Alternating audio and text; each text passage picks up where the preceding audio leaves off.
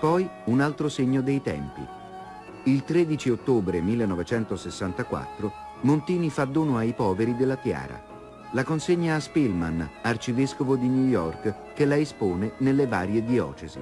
Le offerte superano il $1.000.000. È il suo biglietto da visita per l'India. Salam damai dan sejahtera bagi kita semua.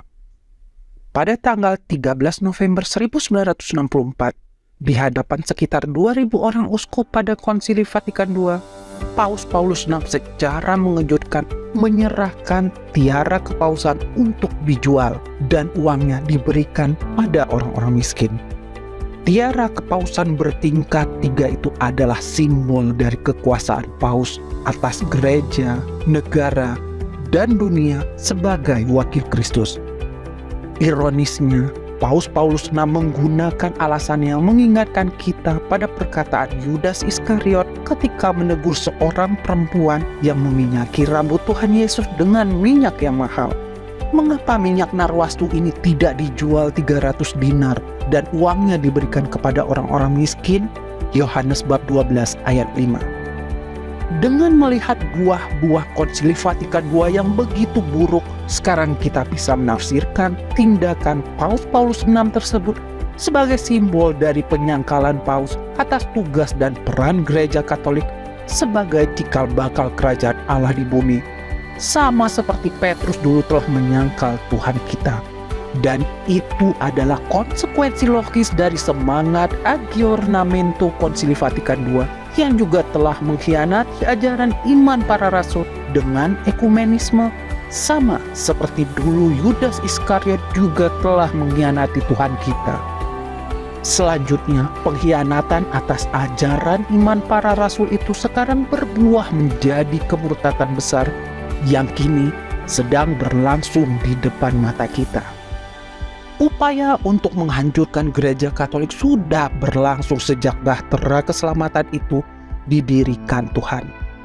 Mulai dari penindasan dan penganiayaan dari Kekaisaran Romawi, bidat Arianisme, serbuan kaum barbar, munculnya Islam, skisma gereja Ortodoks, hingga munculnya reformasi Protestan. Semuanya adalah rangkaian upaya gagal dari kuasa gelap untuk menghancurkan gereja Katolik. Tapi melalui Konsili Vatikan II, iblis melancarkan serangan terberatnya yang paling merusak, yaitu melalui pengkhianatan para hierarkinya sendiri. Pertanyaannya, mengapa iblis begitu terobsesi untuk menghancurkan gereja Katolik? Kita bisa melihat petunjuknya pada kitab Wahyu. Dan naga besar itu, si ular tua yang disebut iblis atau setan yang menyesatkan seluruh dunia, dilemparkan ke bawah. Ia dilemparkan ke bumi bersama-sama dengan malaikat-malaikatnya. Wahyu bab 12 ayat 9. Dan ketika naga itu sadar bahwa ia telah dilemparkan di atas bumi, ia memburu perempuan yang melahirkan anak laki-laki itu. Wahyu bab 12 ayat 13.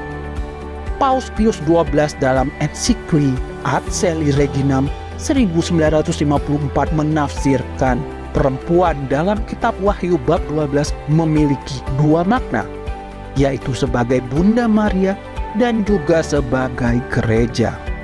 Maka perempuan yang melahirkan anak laki-laki dalam teks ini dapat kita maknai sebagai tipologi dari gereja Katolik. Selain itu, iblis juga digambarkan dalam kitab suci sebagai pembunuh manusia sejak semula. Yohanes bab 8 ayat 44. Dan singa yang berkeliaran mencari manusia untuk dibinasakan. 1 Petrus bab 5 ayat 8. Jadi, iblis berusaha keras menghancurkan gereja Katolik dan membinasakan manusia sebagai ungkapan amarahnya karena telah terusir dari surga.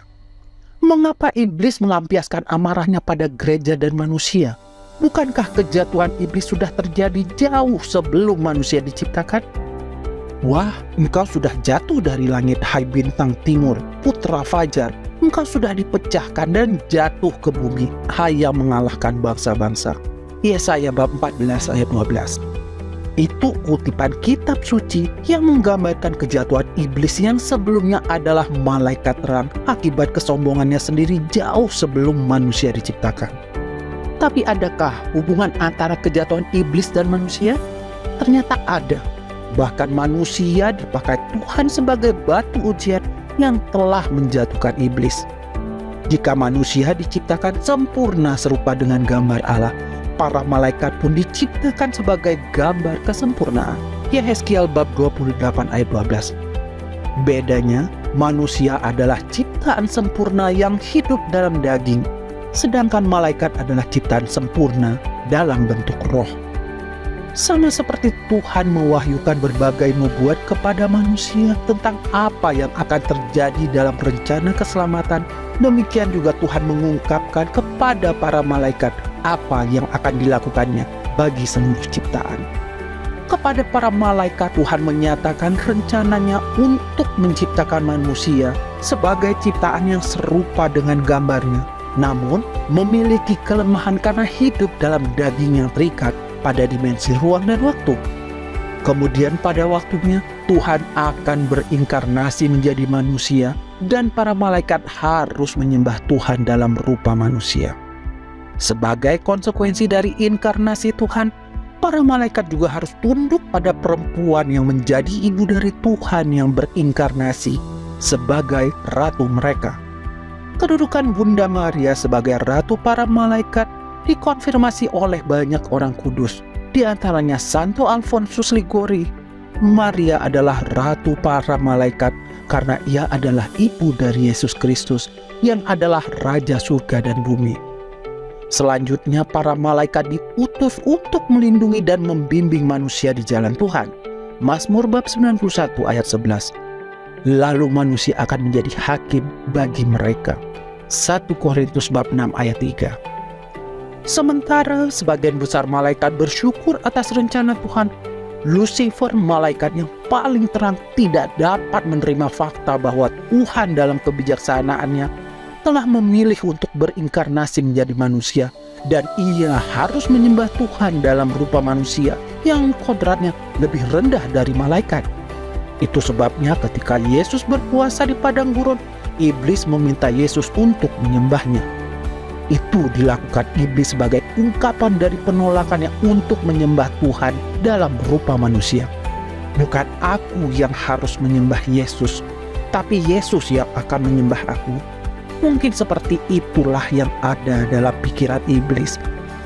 Lucifer yang diciptakan sebagai makhluk paling cemerlang di antara semua ciptaan juga tidak dapat menerima fakta bahwa seorang perempuan akan menjadi ratunya dan ia harus tunduk kepadanya. Selain itu, dalam kesombongannya Lucifer menolak rancangan Tuhan bahwa para malaikat harus melayani, melindungi dan membimbing manusia, di mana selanjutnya mereka akan dihakimi oleh manusia. Itu semua merusak kebanggaannya sebagai makhluk ciptaan Tuhan yang paling cemerlang. Kesombongan yang terusik itulah yang menjadi penyebab dari pemberontakannya terhadap Tuhan dan sekaligus menjadi tekadnya untuk merusak semua rencana Tuhan bagi manusia.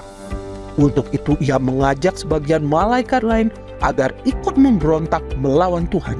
Tapi pemberontakan itu gagal, sehingga Lucifer dan para malaikat pemberontak lainnya terusir dari surga.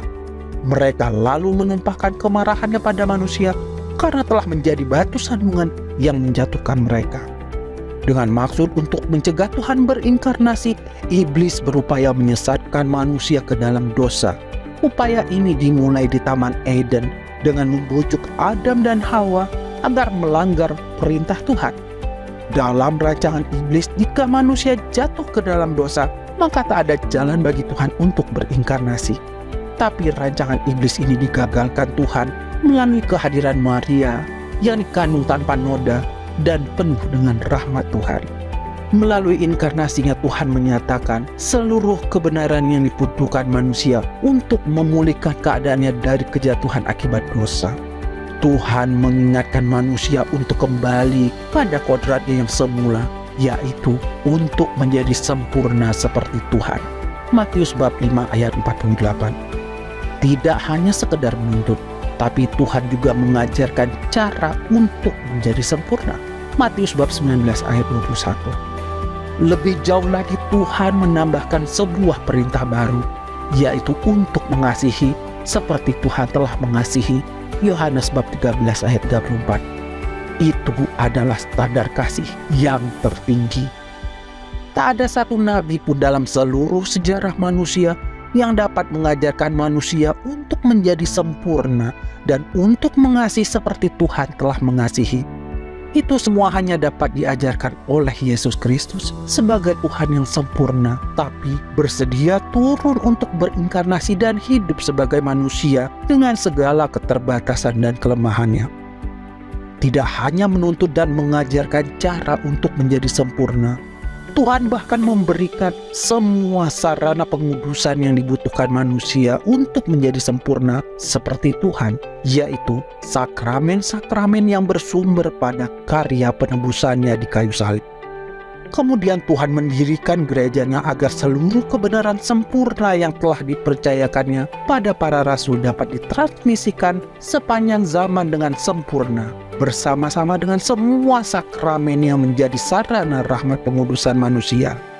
Dari gereja yang didirikannya itulah kerajaan Allah akan terwujud di muka bumi untuk memulihkan tatanan dunia yang sempurna seperti di dalam surga.